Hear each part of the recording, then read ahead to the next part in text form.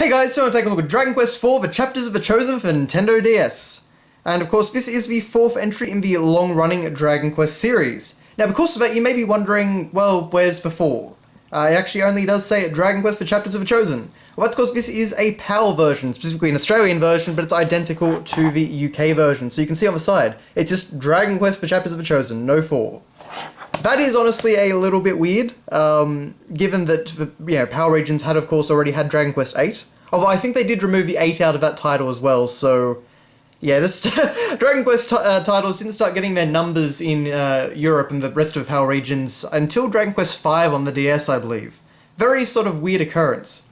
And the particularly frustrating thing about it is, I have here a Australian copy of Dragon Quest VI and Dragon Quest IX. And if you put them on their sides, you can see they have a lovely little logo and, you know, they line up very nicely. Unfortunately, of course, this one doesn't. It just kind of, it's got that very standard UK style box, and I really dislike that. It's just kind of a shame because you can't have them all lined up and looking cool. Minor thing, of course, it's a collector's complaint, but, just a shame. Okay, but anyway, moving on. So on the front cover here, we have some fantastic Akira Toriyama artwork. So of course we have the main male hero from the game. You could choose to be male or female. We have the merchant Torneko, the knight, I think what was his name, Regno McRyan or something like that. I've got this great artwork of like a dragon statue. We've got the dancer, which is Maya. Elena, I think the other girl's name was. It has been a little while since I played Dragon Quest IV, but very nice artwork, and of course you can see a map down in the background there. And you can see actually even around the edges of the front cover, we've actually got like a map, frayed edges, which is very nice detail. And the logo, of course, looks fantastic as well. They certainly really did try and go out to sell Dragon Quest to the West with the DS games, and as far as I know, they succeeded reasonably well. Okay, so of course on the side here, as I say, it's just a very standard UK style box, big and bulky and fat and lacking a lot of character, unfortunately. I'm not a fan of these boxes. I definitely prefer the American style ones, which most Australian games on the DS did have.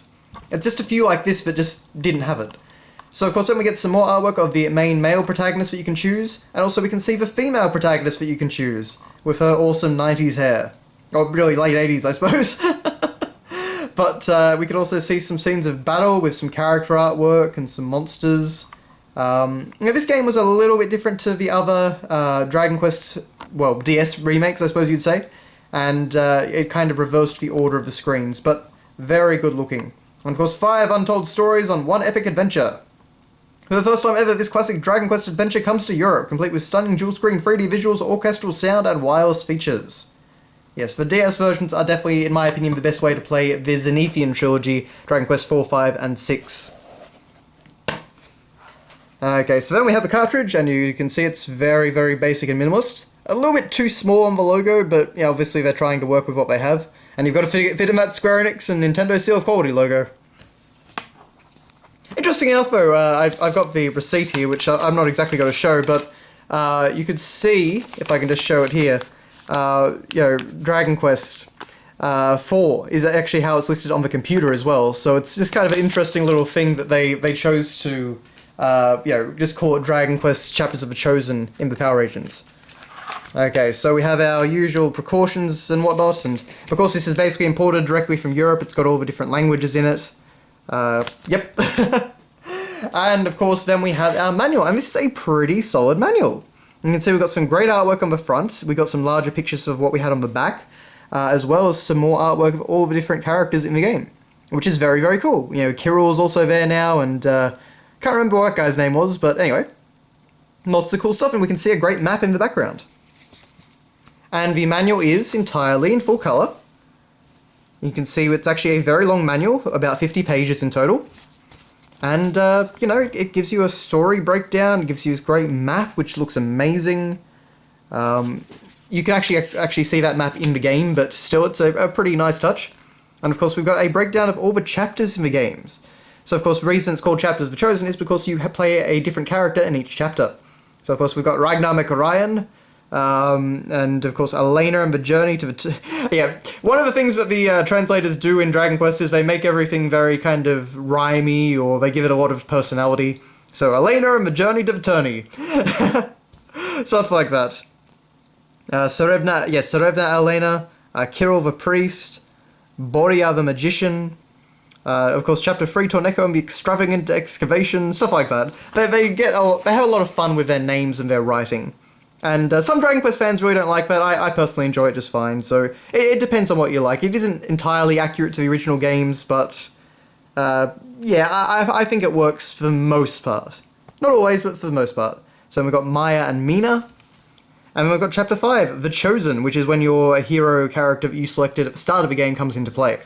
A very interesting structure for the game, and something very different. I can't think of any other RPG that has tried this. So very cool stuff in this game. Of course, teaching you how to play.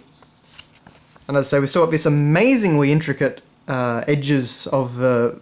I guess it's supposed to be the edges of the map, but, you know, it looks amazing. But aside from that, it's really just what you'd expect from a manual. There's nothing too exciting. I think there's a bit of artwork here and there, but, you know, you get plenty of full-color screenshots, and it does explain how Dragon Quest works. Again, Dragon Quest is, you know, at this point, which was about 2007 or 2008, still a fairly new, you know, new thing to Europe. I mean, well, to Power Regions, I should say. So for some reason, the Power Regions just never really got Dragon Warrior on the NES, at least not to my knowledge. Maybe they got 1 or 2 or 3 or something like that, but they definitely never got 4 and beyond. Until 8. Very weird history for Dragon Warrior in Europe, or Dragon Quest, I should say. It's kind of nice that we have finally turned the series around and made things consistent. All we need now is Dragon Quest 1, 2, and 3's remakes on something that isn't a phone. But I think it's probably very unlikely at this point that Square Enix will ever acquiesce to that. But, you know, we are getting Dragon Quest 7 and 8 this year, so that is something to be very excited about. On the 3DS, that is. Of course, we already had 8. We actually do get a full list, or a reasonable list, I should say, of weapons, armor, items, accessories, all that sort of good stuff with descriptions, which is very, very cool. So you can see stuff like, they even have things like the Cortree Sword, which is a sword blessed with the power to smite evil. Armor... So we got accessories up there, like fishnet stockings. Items, of course. Special items, which I believe are just kind of sort of more general use, but you know, key items. Things like the magic key, which can unlock you know, doors and things like that you couldn't access before. We've got all these things about magic, what, you know, the attack spells and recovery spells do. Still not a fan of Zing or Kazing, because for, you know, you can basically just fail to resurrect an ally, but that's just a Dragon Quest staple at this point. Support spells, other spells and abilities. Tips for travelers. Save and save again. Good times to save when entering a new town or castle, before setting off to a cave or tower, whenever you've gone and leveled up or found a rare item. Focus on your friend's formation. So yes, the further forward a character is in the party's formation, the more likely they are to be attacked in battle. When changing your formation by selecting lineup from a menu, be sure to put characters of high HP such as Ragnar and the hero at the forefront of the action. That's actually something I didn't remember from the game, so I don't know if I actually once knew that when I last played it or not. Don't overstretch yourself, and of course tactics can turn the tide. But all pretty standard stuff anyway. And then we finish with a pretty awesome ad for Final Fantasy IV DS, which of course is an amazing remake of the game. Well, a lot of CGI, of course, but yeah, the game itself is a really incredible looking achievement for the DS, one of the best looking games on the system. And of course, Games Radar there said it was the ultimate edition of a classic adventure. And then of course we just got the map in the background, and we've got some slimes, which is very cute.